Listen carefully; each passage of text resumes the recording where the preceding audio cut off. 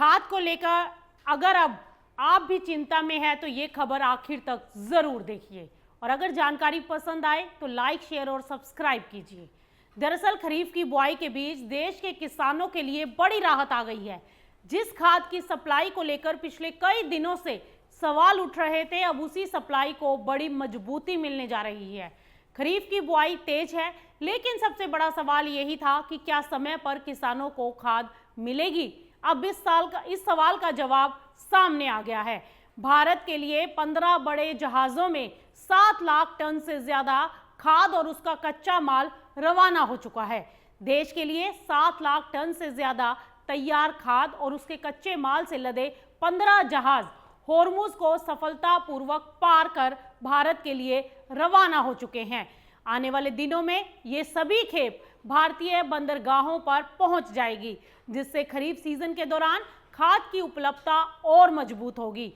अगर इन जहाज़ों की बात करें तो 8 जहाज़ों में करीब 3,30,000 टन यूरिया, 4 जहाज़ों में लगभग 2.5 लाख टन डीएपी और 3 जहाज़ों में करीब 1,10,000 टन सल्फर लदा हुआ है। यही नहीं, मिली जानकारी के अनुसार 5 और जहाज भी जल्द ही होर्मुज से भारत के लिए रवाना होंगे, जिनमें यूरिया, अमोनिया और सल्फर की अतिरिक्त खेप होगी।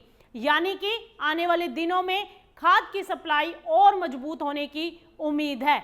फिलहाल ये खबर किसानों के लिए राहत वाली है। दरअसल पश्चिम एशिया में तनाव के कारण होर्मुज से सप्लाई इफेक्ट हुई थी और इसी रास्ते से भारत बड़ी मात्रा में फर्टिलाइजर और एलएनजी आयात करता है।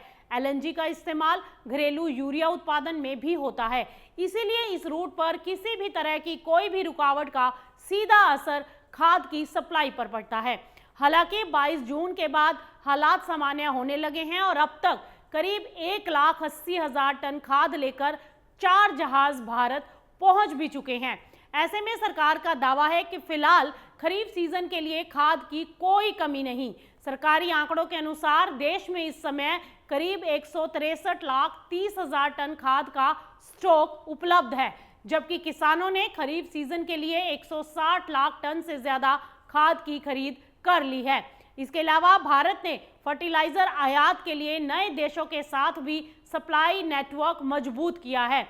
अब यूरिया ओमान, रूस, मिस्र, नाइजीरिया, तुर्की, फिनलैंड, मलेशिया और वियतनाम जैसे देशों से भी मंगाया जा रहा है, जबकि डीएपी और एनपीके की खरीद कई अन्य देशों से की जा रही है। इस बीच एक और अच्छी खबर यह है कि अंतर्राष्ट्रीय बाजार में यूरिया की कीमतें तेजी से घट गई हैं।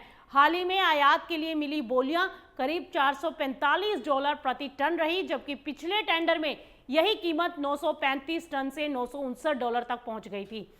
अगर यही रुझान आगे भी जारी रहा तो सरकार का खाद सब्सिडी बिल घट सकता है और किसानों के लिए फर्टिलाइजर की उपलब्धता और बेहतर हो सकती है। यानी कि फिलहाल तस्वीर यही कह रही है कि खरीफ सीजन के सबसे अहम दौर में खाद की सप्लाई पहले के मुकाबले कहीं ज्यादा मजबूत दिख रही है। अब सबसे बड़ी चुनौती होगी कि ये खाद समय पर किसानों तक पहुंचे, ताकि बुआई और फसल की शुरुआती बढ़वार में किसी तरह की कोई दिक्कत किसानों को न आए। अगर आपको ये जानकारी पसंद आई हो तो वीडियो को लाइक, शेयर, सब्सक्राइब जरूर कीजिए।